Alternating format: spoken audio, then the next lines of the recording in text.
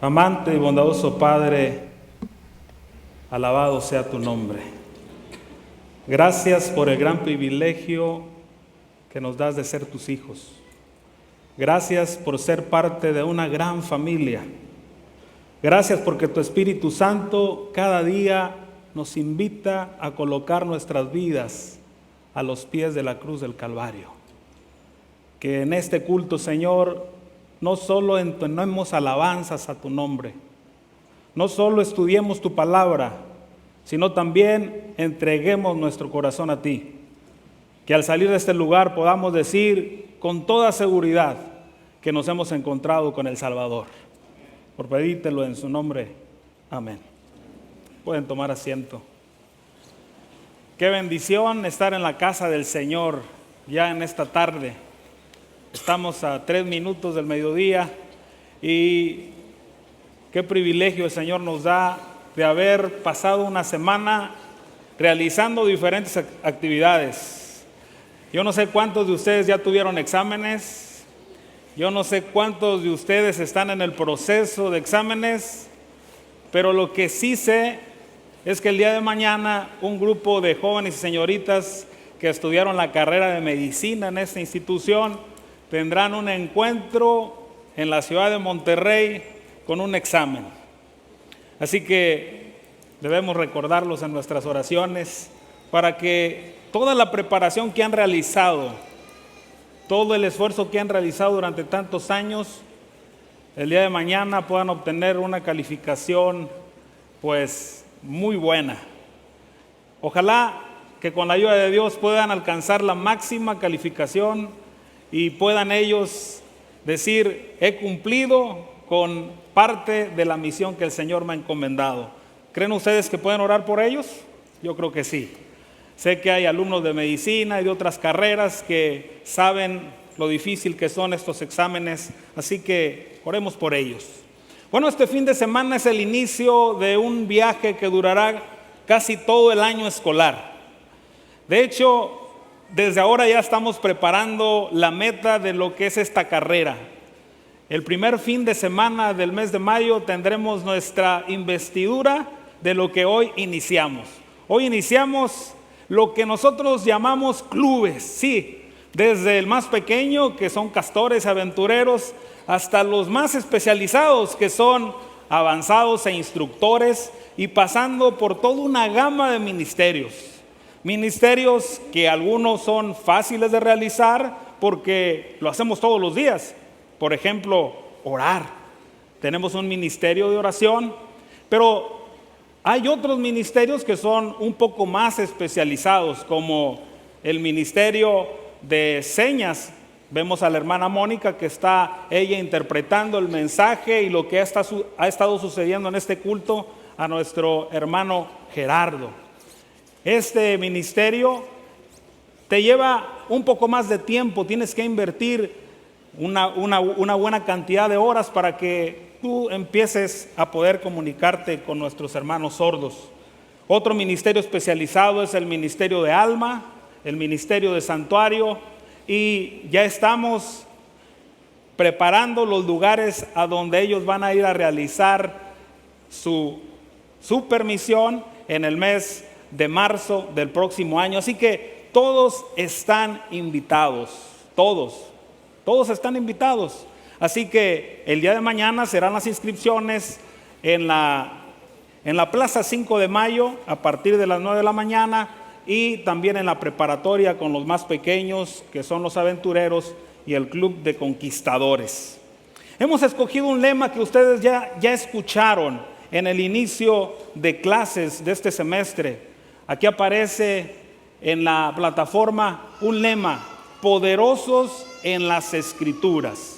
Poderosos en las Escrituras para cumplir la misión. Es lo que el Ministerio Juvenil Dulos ha elegido como su lema para este año de actividades. Confiamos que con la ayuda de Dios, cada uno de nosotros podamos presentarnos delante de Dios como obreros que no tienen de qué avergonzarse y que manejan bien la palabra de verdad. Poderosos en las sagradas Escrituras. Y sí, si usted escuchara lo que voy a decir, no sé qué va a pensar. Se hizo una encuesta y las respuestas que arrojaron a 3 diferentes temas fueron muy interesantes. Hubo un grupo que se le preguntó si creían en un solo Dios. El 93% de ese grupo contestó que sí. De que si consideraban a Dios como omnipresente, el 95% de ellos consideró que sí. Si consideraban a Dios como todopoderoso, como el que conoce todo, como el creador del universo y que gobierna nuestro mundo, el 94% de las personas de ese grupo contestó que sí. Probablemente usted piensa que estamos hablando de jóvenes y adultos adventistas porque usted cree, yo creo que tenemos un solo Dios. Nosotros creemos que Dios es omnipresente. Creemos que Él es el creador del universo. Creemos también que Él tiene el control de este mundo.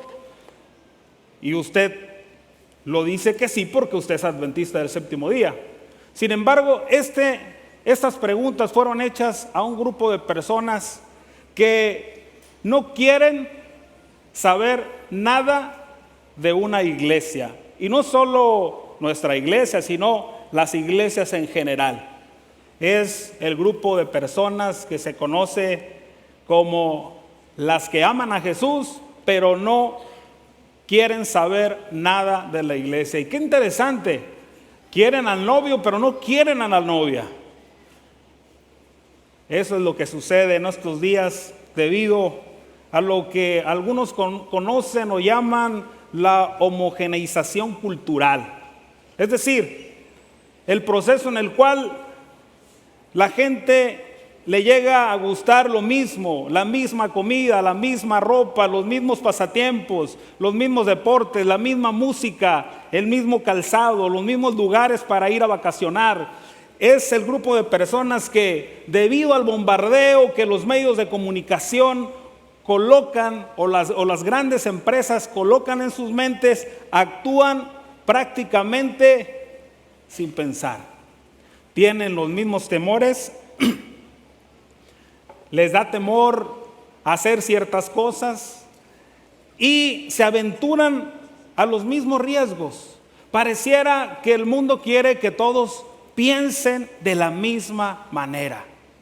Sin embargo, a usted y a mí el Señor nos creó individualmente. Es decir, usted tiene la capacidad de pensar, la libertad de pensar lo que usted desea, de hacer lo que usted desea, pero también el Señor ha colocado su palabra para que usted redireccione esa libertad que le dé y se prepare para encontrarse con el Salvador. Mire, voy a mencionar algunos pasajes de la Escritura.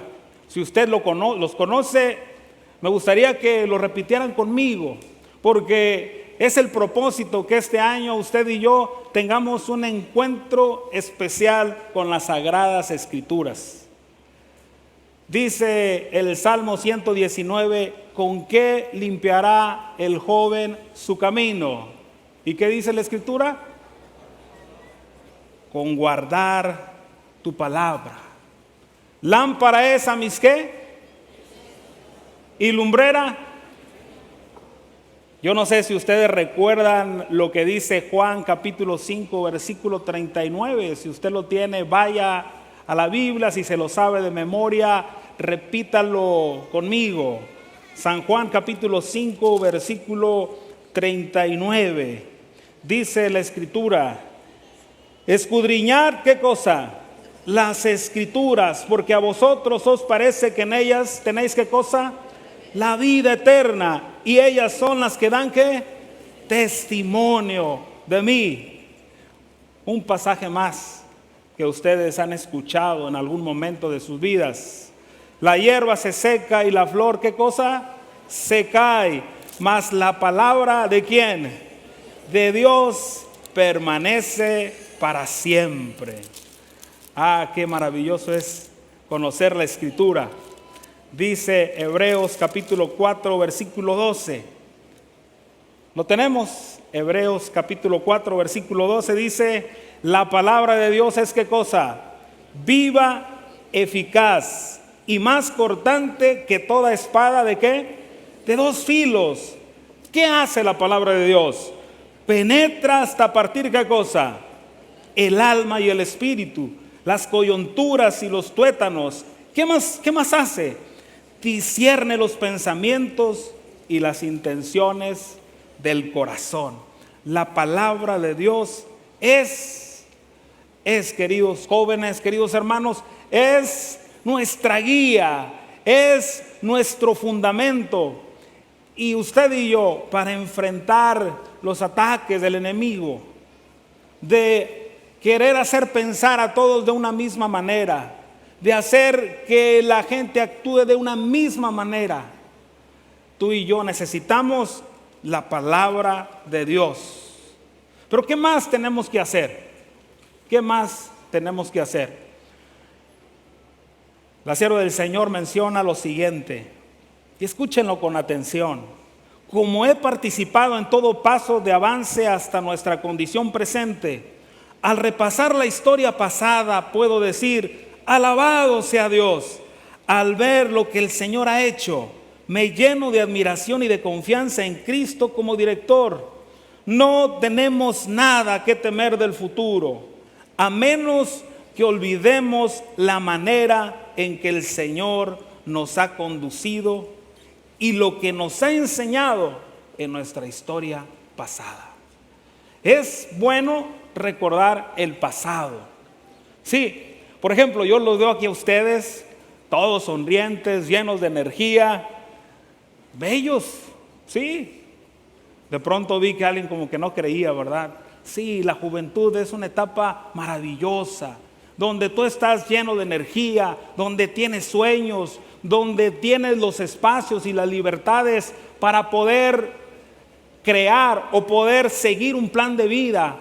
Es el momento en el cual el Señor te puede usar de una manera especial para cumplir una misión, para desarrollar talentos, para poner en acción los dones que el Señor ya te ha dado y de llevarte a lugares que tú nunca has imaginado.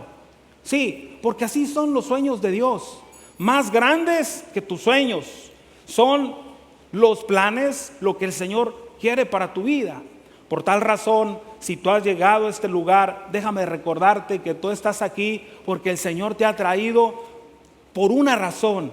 Si de pronto tú dices: Señor, ¿qué es lo que tú quieres que haga? No lo he comprendido aún, no lo he entendido todavía. Dobla tus rodillas, refúgiate en el Señor, porque Él es bueno y para siempre es su misericordia, y Él te lo revelará en su momento. De pronto puede ser repentinamente, en otros casos será progresivamente, en otras formas que a veces tú no esperas, a través de un amigo, a través de tu mentor, a través de una materia, a través de un viaje misionero. El Señor te ha traído aquí por una razón. Si aún no lo entiendes, pídele que te la revele. Si ya te lo ha mostrado, dedícate a hacer lo que el Señor te pide con todo tu corazón y con todas tus fuerzas. No podemos olvidar el pasado. No lo podemos.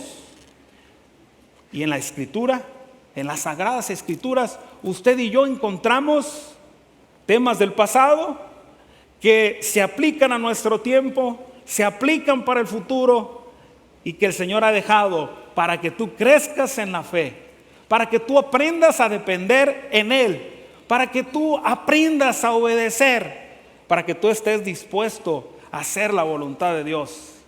¿Y sabes qué pasa cuando haces la voluntad de Dios? Hay paz en tu corazón, hay esperanza en tu corazón, hay deseos de hacer algo diferente.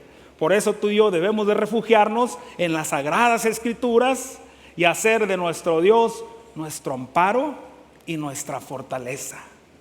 En esta tarde yo he escogido un pasaje muy interesante de las Sagradas Escrituras. ¿Y por qué digo que es interesante? Bueno, es un pasaje que en su momento se aplicó a lo que estaba sucediendo en ese momento. Pero ese pasaje también se ha utilizado a través de la historia para describir a la iglesia. Se aplica también para la condición que la iglesia vive hoy.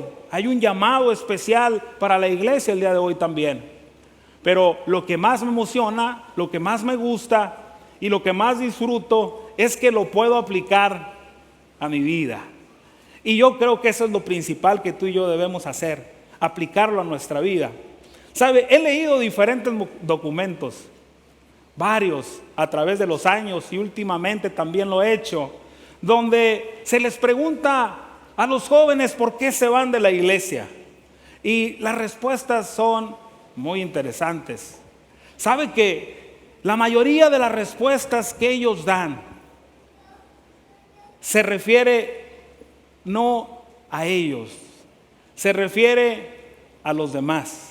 A quien está al lado de ti, a quien le toca dirigir a la iglesia, a quien sirve dentro de la iglesia, a lo que la iglesia en general hace, y la señalan, la culpan de que por esa razón ellos se han ido de la iglesia. De la misma manera, ese grupo que solo ama a Jesús y no quiere nada con la iglesia, presentan varias características muy interesantes. Hay muchas cosas que tienen en común con la gente que sigue asistiendo a la iglesia, pero hay otras en las cuales resalta que no estudian las Sagradas Escrituras, no meditan en las Sagradas Escrituras y no se involucran en alguna actividad que esté relacionada en el servicio. Sí, usted y yo somos muy dados de señalar a los demás.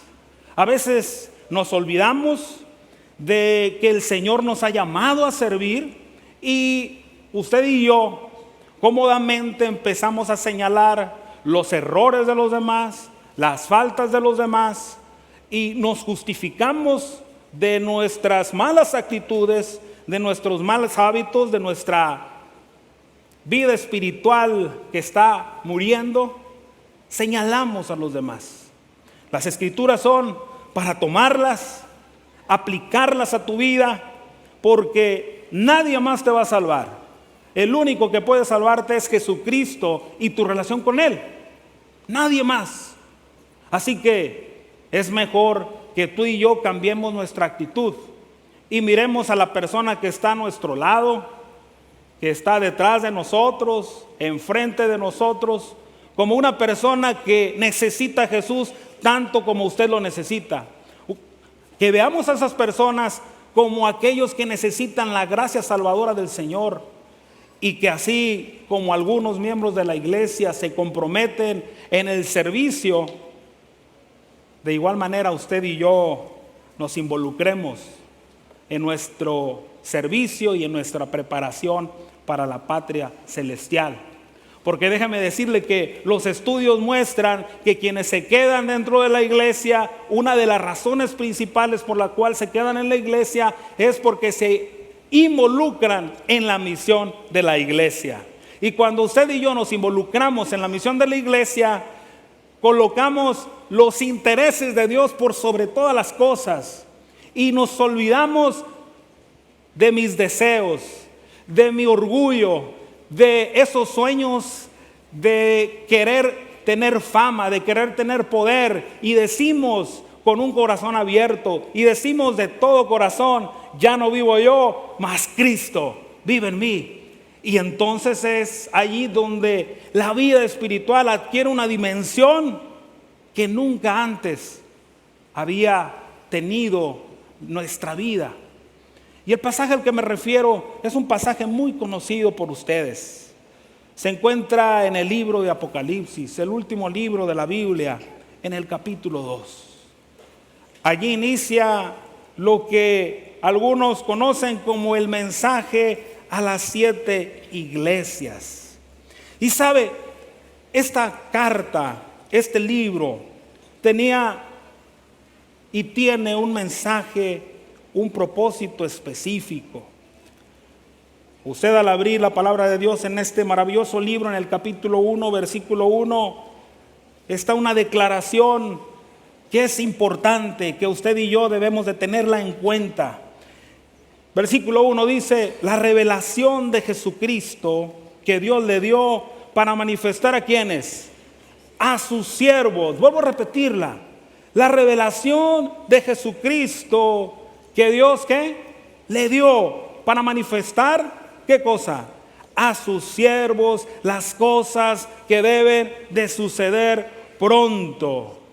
Y saben, este libro tiene una gran bendición. El versículo 3 lo menciona. Si lo quieren leer conmigo: bienaventurado el que ¿qué? El que lee y los que oyen las palabras de esta profecía y guardan las cosas en ella escritas, porque el tiempo está cerca.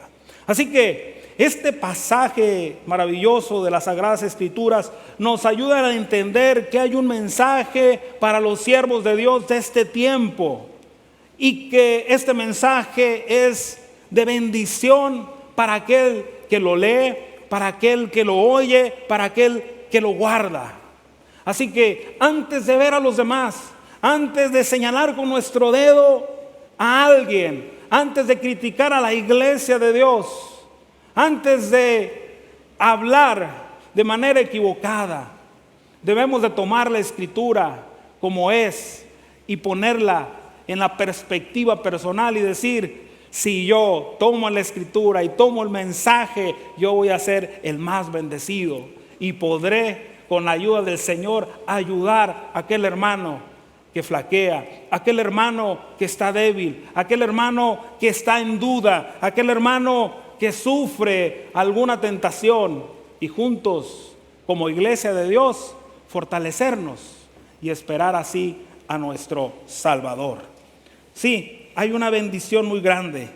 Dice la Escritura en el versículo 9 y 10: yo, Juan, vuestro hermano y copartícipe vuestro en la tribulación, en el reino y en la paciencia de Jesucristo, estaba en la isla llamada Patmos. El discípulo amado no estaba de vacaciones, no, estaba allí por causa del Evangelio, por causa de la palabra de Dios y del testimonio de Jesucristo. El versículo 10 dice: yo estaba en el Espíritu en el día del Señor y oí detrás de mí una gran voz como de trompeta. ¿Qué decía esa voz?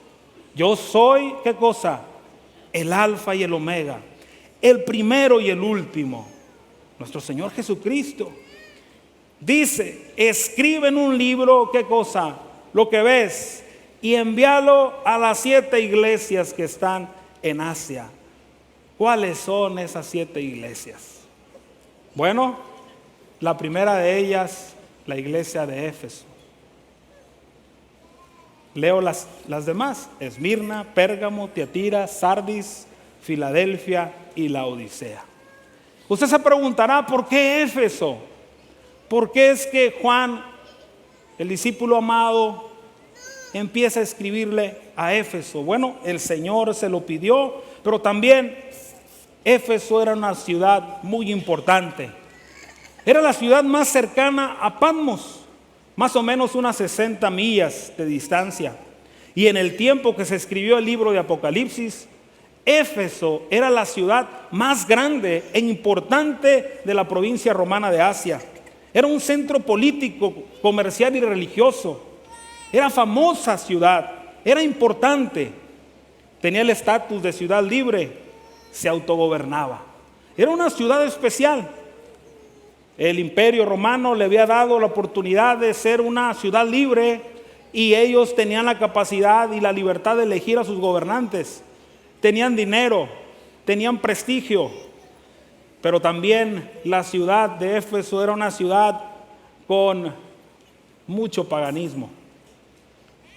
La ciudad era el hogar de la diosa de la fertilidad, Artemisa o Diana.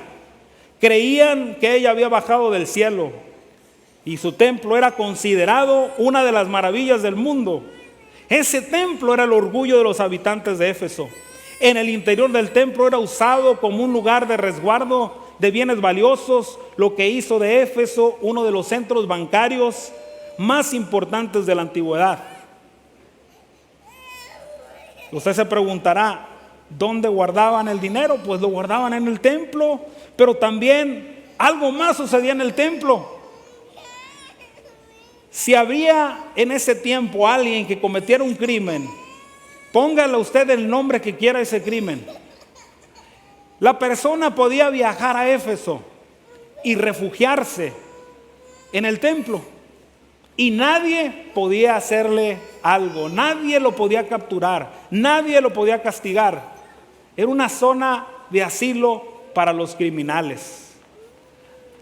Alrededor del templo, en una distancia de 40 a 50 metros, todo eso era territorio libre para el criminal.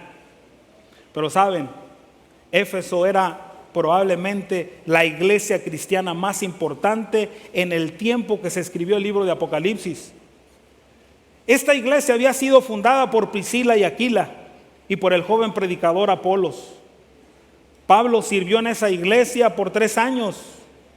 A ellos Pablo escribió la carta que conocemos, la carta a los Efesios. Fue en esta ciudad donde el cristianismo obtuvo las victorias más grandes. Y a pesar de todo lo que sucedía en la ciudad, la iglesia en Éfeso crecía rápidamente. Imagínense, allí estuvo Pablo, allí estuvo Apolos, pero también estuvieron allí tiempo después Timoteo y Juan, el discípulo amado. Allí desarrollaron su ministerio por mucho tiempo. A esta iglesia el Señor le hace un examen. Yo no sé cuántos de ustedes les gustan los exámenes. Yo creo que a muy pocos, porque cuando usted y yo estamos ante un examen, se nos evalúa el conocimiento. Y yo no sé si a usted le ha pasado lo que a mí me ha pasado. Me pongo a estudiar el capítulo o los capítulos, me memorizo citas, me memorizo pasajes y resulta que el maestro pregunta todo, pero menos lo que me memoricé. ¿Le ha pasado a usted eso? Yo creo que sí. O de pronto cuando usted va a tomar el examen, como a mí me sucedió en el tiempo que fui estudiante de esta universidad, no quiero decir cuántos años, porque yo sé que no se me notan, ¿verdad? ¿Sabe usted? Teníamos una materia, la materia de teología sistemática, teología sistemática 1 y teología sistemática 2. Recuerdo muy bien el examen final de teología sistemática 2, porque el maestro solo hizo 2 preguntas. Eran preguntas donde uno tenía que desarrollar lo que él preguntaba. Y yo había estudiado muy bien, había hecho todos los trabajos previos. Así que yo decía, pues, aunque saque una calificación baja, pues voy a pasar esa materia. Porque he cumplido con tareas, he cumplido con las investigaciones. Y resulta que llego el día del examen, me siento y el maestro escribe las 2 preguntas en el pizarrón. Y pues la pregunta número 1, nada más no me acordé. Había estudiado, pero resulta que ese día, esa pregunta, no pude acordarme de las respuestas. Y ya cuando salí, no sé si a usted le pasa lo mismo, ¿verdad? Pareciera que todo vuelve a regresar a la mente. Pasé apenas la materia. Pero capítulo 2, queridos, miren nada más lo que aparece aquí. En el versículo 1 y 2, un destinatario. Aparece también una descripción de Jesús. Aparece una evaluación que hace nuestro Señor Jesucristo. Señala el error, pero también le da un consejo. Le hace un llamado y también una promesa. Así es el Señor. El Señor te enfrenta, el Señor te busca. Y déjame decirte que busca una y mil maneras para que tú estés en contacto con Él. A veces tú y yo pasamos más tiempos en los libros que con Jesús. A veces tú y yo pasamos más tiempo en todos los medios de comunicación que con Jesús. A veces tú y yo pasamos más tiempo en los deportes que con nuestro Salvador. A veces tú y yo pasamos más tiempo con nuestros amigos que con el Rey de Reyes y Señor de Señores. Pero Él, con su gran misericordia, aunque tú y yo tropecemos, aunque tú y yo querramos irnos de Él a través de su Santo Espíritu nos busca, nos toca, nos habla a la mente y al corazón para que tú y yo tengamos una relación especial con Él. Ese es nuestro Salvador. No se cansa de buscarnos. Y yo doy gracias a Dios por ello. Usted también. El Señor te busca porque quiere que tú estés listo para el día de su venida. Pero no solo eso, quiere que tú tengas vida y vida en abundancia. Así que el mensaje del capítulo 2 del libro de Apocalipsis nos recuerda que Dios es un Dios de amor. Y mire lo que dice la palabra de Dios. Escribe el ángel de la iglesia en Éfeso, versículo 1 del capítulo 2. Acompáñeme. Dice: el que tiene las 7 estrellas en su diestra, el que anda en medio de los 7 candeleros de oro, dice esto. El Señor Jesús es el que habla. El Señor Jesús es el que busca. El Señor Jesús es el que perdona. El Señor Jesús es el que te da una misión para tu vida. Mire, la iglesia de Éfeso tenía muchas cosas buenas. Muchas cosas buenas. Versículo 2. Le dice el Señor: yo conozco tus obras. Yo conozco tu actuar, dice el Señor. ¿No es algo maravilloso? El Señor te conoce. Sabe cuáles son tus sueños. Sabe cuáles son tus temores. Sabe cuántas veces te has equivocado. Él conoce todo. Y aún así nos ama. Le dice: yo conozco tus obras y tu arduo trabajo. La iglesia de Éfeso era una iglesia dinámica, involucrada en la misión. Dice la Escritura, él conocía la paciencia de esa iglesia dinámica, dedicada y determinada. A ella le dice el Señor que Él conoce que no puede soportar a los malos. Imagínense, no solo la iglesia era dinámica, no solo la iglesia era una iglesia dedicada por su arduo trabajo, no solo era determinada por la paciencia que tenía, no solo era disciplinada porque tenía el valor de enfrentar a los malos. No solo eso, también era una iglesia con conocimiento. Porque la Escritura dice en el versículo 2: has probado a los que dicen ser apóstoles. Y la única manera de que tú y yo podemos probar si la doctrina es la doctrina correcta es si tú y yo tenemos conocimiento. La iglesia de Éfeso no solo era dinámica, no solo era dedicada, no solo era determinada, no solo era disciplinada, no solo tenía conocimiento, era una iglesia decidida. Porque no solo probó a los que se decían ser apóstoles y no lo eran, los halló mentirosos y no tuvo temor de enfrentarlos.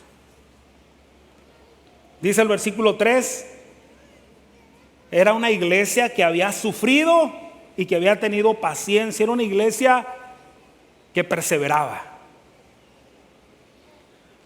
Y el versículo 3 menciona una característica más: has trabajado arduamente por amor de mi nombre y no has desmayado. Era una iglesia que tenía una misión.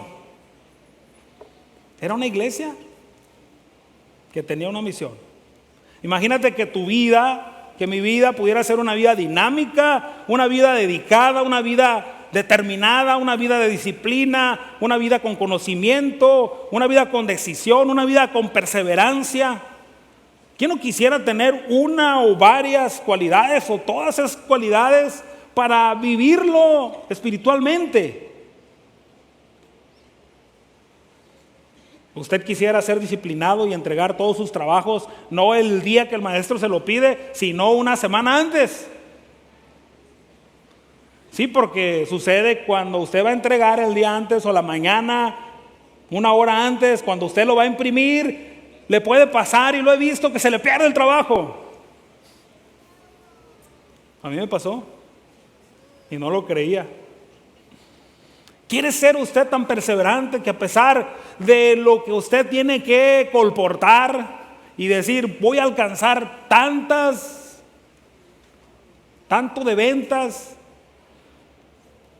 y usted de pronto diga, es que es mucho, pero soy tan disciplinado, soy tan perseverante, trabajo arduamente? ¿Hay un chico así aquí? Yo creo que si hay alguien así, pues todo padre, o si hay una chica así, toda madre quisiera ese chico o esa chica para su hijo o su hija, ¿no? Pero, ¿cómo es la palabra, verdad? La palabra te va llevando, te va mostrando, te va diciendo. Eso es lo maravilloso de la palabra, es amable. Primero nos dice todo lo bueno, pero luego nos dice en lo que estamos fallando. Dice el versículo 4, pero tengo contra ti que has dejado tu primer amor. A pesar de todo, tenía un problema. Era una iglesia que tenía, espiritualmente hablando, descuidos. Todo lo anterior es bueno, pero lo más importante es tu relación con Jesús. Todas tus calificaciones excelentes es bueno, pero lo más importante es tu relación con Jesús. Y una de las formas en las cuales tú y yo podemos encontrarnos con Jesús es a través de su palabra. Y dice la Escritura en el versículo 5, recuerda, por tanto, de dónde has caído. El pasado es bueno recordarlo, porque ¿sabe qué? Cuando usted sabe su pasado, cuando usted sabe de dónde viene, usted sabe a dónde va a llegar. Y quien no se olvida de dónde viene, siempre tendrá un corazón humilde y agradecido por lo que Dios ha hecho en su vida en el pasado, por lo que Dios está haciendo en su vida en el presente y por lo que el Señor va a estar haciendo en su vida en el futuro. Y la recomendación y el consejo que el Señor hace después de señalar el error es que recuerda por tanto de dónde has caído y arrepiéntete y haz las primeras obras. Así que reconoce, haz un lado tu orgullo, ve a Cristo, recuerda tu pasado y refúgiate en el Salvador.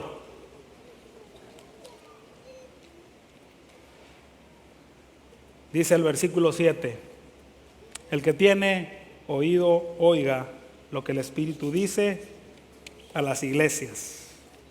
¿Y cómo termina?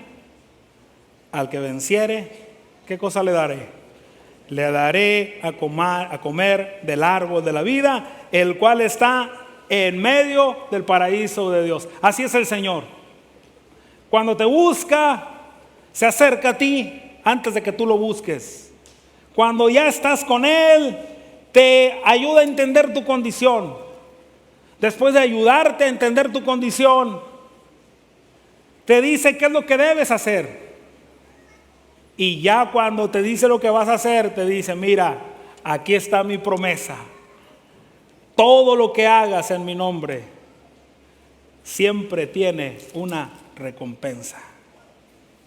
Queridos jóvenes, queridos hermanos, tú y yo tenemos que recordar el pasado, pero el pasado, cuando pasaste ese tiempo tan maravilloso con Jesús, que no debimos haberlo dejado, lo debimos haber mantenido, para que así el Señor pueda hacer su obra en nuestras vidas. Yo siempre he creído que Dios es un Dios de amor. ¿Usted lo cree? Dios es un Dios de amor. Porque antes de ver a los demás, entiendo que estoy aquí por su amor y por su gracia. Sí. Y el camino a Cristo en su primera página dice lo siguiente, escuchen con atención. La naturaleza y la revelación a una dan testimonio del amor de Dios. Nuestro Padre Celestial es la fuente de vida, sabiduría y gozo. Mirad las maravillas y bellezas de la naturaleza. Pensad en su prodigiosa adaptación a las necesidades y a la felicidad, no solamente del hombre, sino de todos los seres vivos. El sol y la lluvia que alegran y refrescan la tierra, los montes, los mares y los valles, todos nos hablan del amor del Creador. Dios es el que suple las necesidades diarias de todas sus criaturas. Vuelvo a repetirlo, Dios es el que suple las necesidades diarias de todas sus criaturas. Ya el salmista lo dijo en las bellas palabras siguientes: los ojos de todos miran a ti, y tú les das su alimento a su tiempo. Abres tu mano y satisfaces el deseo de todo ser viviente. Y el pasaje que tú y yo tenemos en nuestro corazón, porque de tal manera amó Dios al mundo. ¿Me ayudan? Que ha dado a su Hijo unigénito, para que todo aquel que en Él cree no se pierda, mas tenga vida eterna. Queridos hermanos, queridos jóvenes, en esta mañana, en esta tarde, yo quiero que recuerdes lo que el Señor ha hecho en el pasado. Y te enamores de Él como estuviste enamorado de Él en el pasado. ¿Por qué? Porque el que estaba perdido, cuando miró a Cristo, fue perdonado. El ladrón de la cruz, en la cruz, miró a Jesús, entregó su vida a Él y encontró esperanza. David, después de haberse equivocado, buscó al Salvador y encontró esperanza. Y así, todos los que se han equivocado, cuando se encuentran con Cristo, encuentran esperanza. Tú y yo podemos encontrar en Cristo amor y esperanza. Cuando escuches las palabras que el Espíritu Santo dice: porque tengo contra ti que has dejado tu primer amor, te animo a que busques a Jesús y hagas del amor de Él tu refugio y tu esperanza. Que el Señor te bendiga.